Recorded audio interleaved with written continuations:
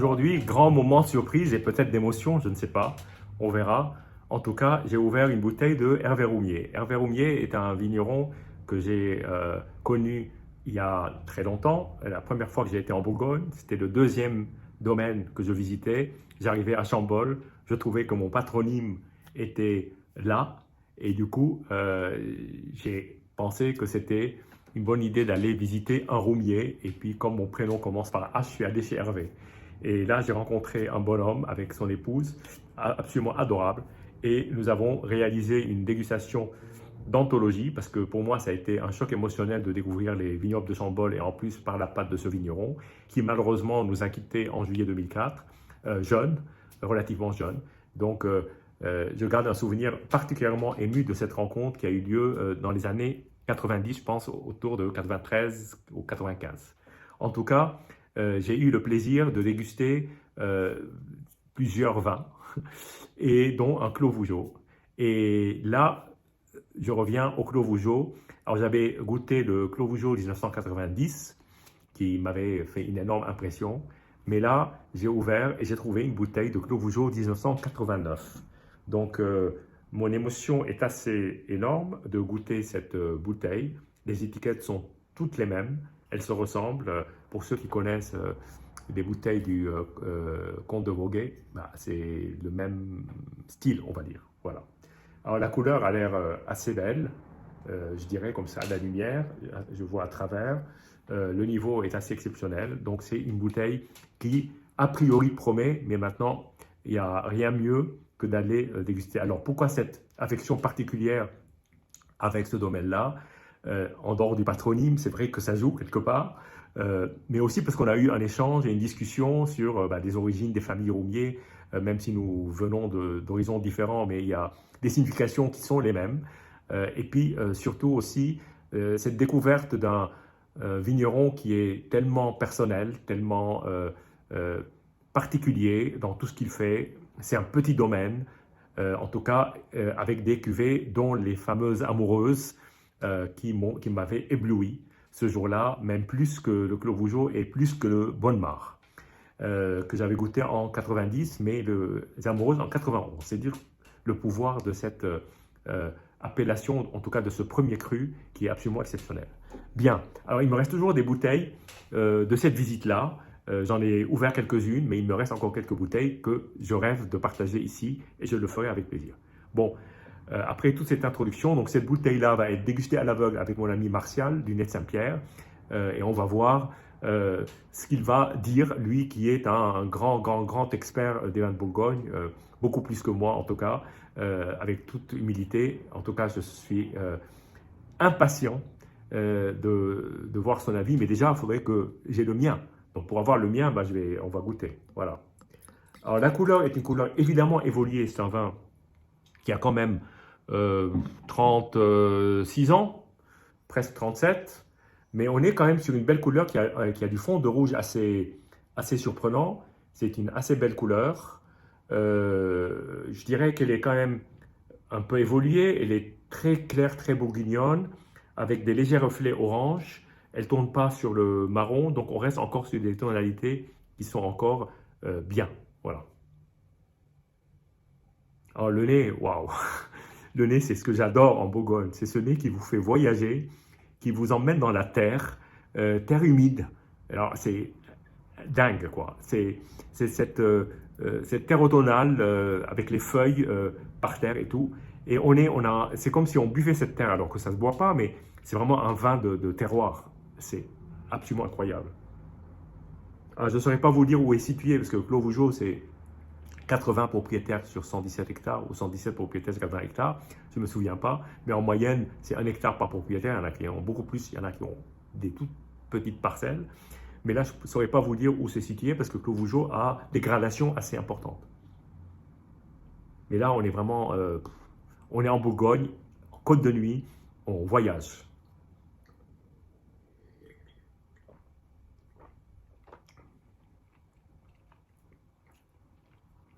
Ah, waouh!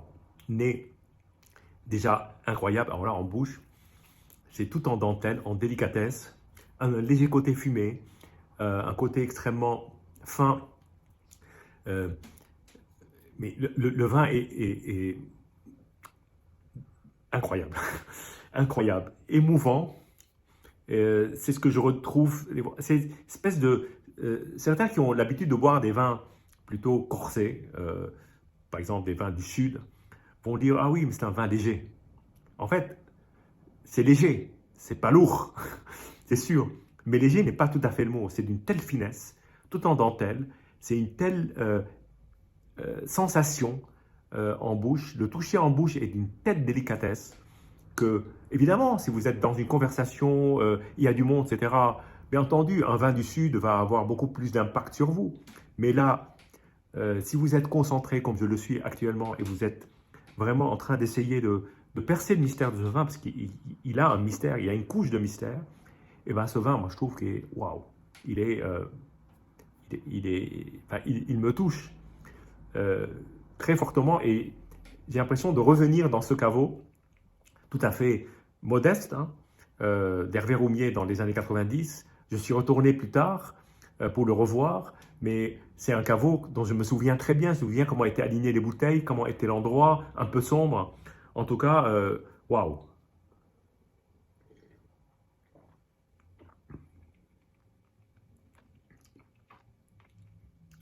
Alors, il y a à la fois de la délicatesse, il y a ce côté très légèrement fumé, il y a, il y a un côté qui appelle en fait un plat aussi, même si on a un énorme plaisir, mais il est là, il vous dit, il vous punch en disant, bah, il est où ma viande en sauce, il est où mon gibier cuit pendant toute la nuit, c'est un peu ça quoi. Et pourtant, c'est un vin d'une telle finesse et d'une telle légèreté, comme une ballerine, mais il est absolument sublime. En tout cas, j'attends évidemment avec impatience ce que va en penser mon ami Martial. Peut-être qu'il n'aime pas ce type de vin, moi j'adore. Mais évidemment, les goûts et les couleurs ne se discutent pas. Et puis, peut-être qu'on va être d'accord, ou peut-être qu'on va être d'accord, c'est le fait qu'on n'est pas d'accord. Voilà, surprise. En tout cas, j'ai hâte. Je vous dis en tout cas, santé et à bientôt.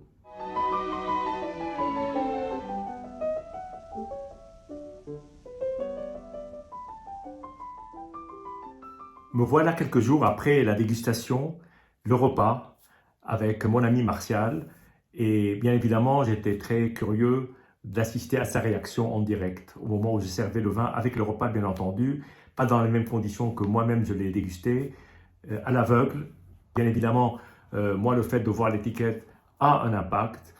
Ça me rappelle un moment très précis dans ma vie et c'est un moment où j'ai découvert les vins de Hervé Roumier, j'ai découvert Chambol-Musigny, je commençais à découvrir les vins de Bourgogne, donc c'était pour moi quelque chose comme un éclairage, un apprentissage, mais une découverte et de l'émotion aussi. Ce côté que j'ai toujours qualifié de terre humide que je retrouvais dans ce lieu de Chambol, sur des vins évidemment pas seulement de l'appellation Chambol, mais de cette côte de nuit absolument merveilleuse. Et c'est vrai que redéguster un vin de cette époque-là m'a plongé, je l'avoue, dans un état qui est émotionnellement fort. Et c'est normal. C'est normal parce que, en plus, bien entendu, ce qui ne gâche rien au plaisir, j'ai retrouvé des arômes et ça m'a resitué dans cet endroit-là. Quand on parle de vin de lieu, c'est pas pour rien. On a l'impression d'être sur le lieu alors que je suis à quelques centaines de kilomètres. En tout cas, dégustation à l'aveugle avec Martial. Première réaction, c'est un vin de Bourgogne, c'est un pinot noir, bien entendu. Beaucoup de finesse, beaucoup de finesse. Il a beaucoup insisté là-dessus. Une aromatique extrêmement élégante, donc finesse et élégance. Avec un côté floral, avec un côté rose aussi, rose fané, qui rappelle les grands Bourgognes. Relative déception sur la fin du vin, c'est-à-dire pas assez de volume en fin de bouche, c'est ce qu'il m'a dit, je retranscris, ce sur quoi moi je ne suis pas d'accord, en tout cas je n'étais pas d'accord, mais ensuite chacun a ses marqueurs et c'est normal qu'on ne réagisse pas de la même façon, même sur des notions qui peuvent paraître totalement objectives, parce que on peut ressentir encore des choses en longueur de bouche que d'autres palais ne ressentent pas, parce qu'on les identifie, on les suit, et on les suit comme on peut suivre le scénario d'un film. Et c'est vrai qu'on est plus ou moins sensible. Bon, en tout cas, moi, ça a réveillé des sens enfouis chez moi. Et il est vrai que savoir que, à la limite, que ce soit un Clos Vougeot ou un Chambol-Musigny village, euh, je vous avoue, je m'en fiche. J'ai eu des plaisirs énormes sur les villages et j'ai été parfois déçu par des grands crus. Donc cela pour moi n'a pas beaucoup d'importance, surtout que le Clos Vougeot, il y a plusieurs climats dans le Clos Vougeot, même si c'est un seul climat au sens Bourgogne, il y a plusieurs climats. Et donc ça dépend aussi de l'endroit où se trouvent les vignes, et il y a Clos Vougeot et Clos Vougeot. Mais bon, là n'est pas le sujet.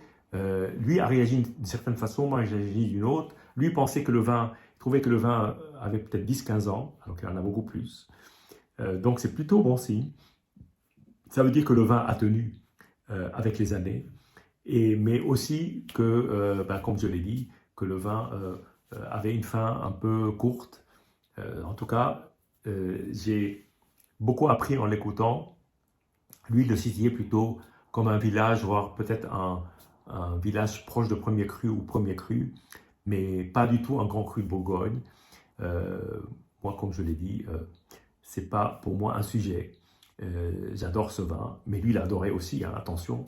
Euh, il a adoré, mais il a bien évidemment ces classifications qui sont tout à fait présentes chez lui, ce qui n'empêche pas des fois de me faire goûter des villages qui pensent meilleurs que des grands crus, donc c'est des choses qui arrivent.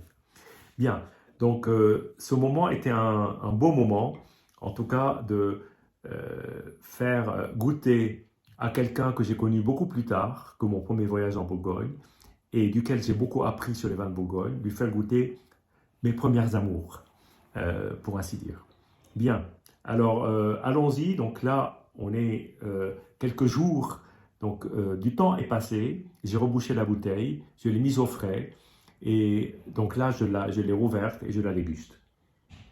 Alors, dans le nez, on trouve évidemment une certaine évolution par rapport au jour de l'ouverture, mais on a ce côté fruit mature, ce côté framboise qui est quand même très fort, très fort, et puis ce côté fumé, presque cendré, qui ressort de ce vin et qui me rappelle parfois des aromatiques que j'ai trouvées beaucoup plus tard dans mon appréciation du vin, beaucoup plus tard, sur certaines cuvées de Vega Sicilia.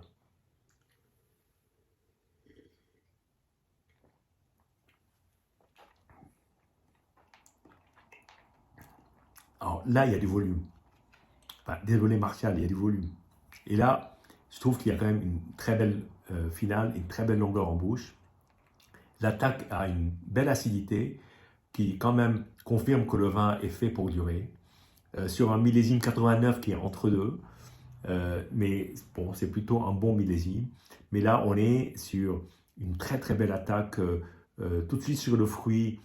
Et puis ensuite, il y a ce côté fumé qui ressort, un léger côté cacaoté, presque même un peu café. Et puis cette belle finesse, belle structure, très fine, très élégante, avec un côté floral, fruits, fumé. En tout cas, c'est une très belle expérience de dégustation et un très beau vin, très beau vin, que j'ai eu le plaisir donc de partager avec mes amis à table. Donc nous étions 4. Nous avons pu profiter de cette soirée avec un bon repas. Donc voilà, je vous dis santé et à bientôt.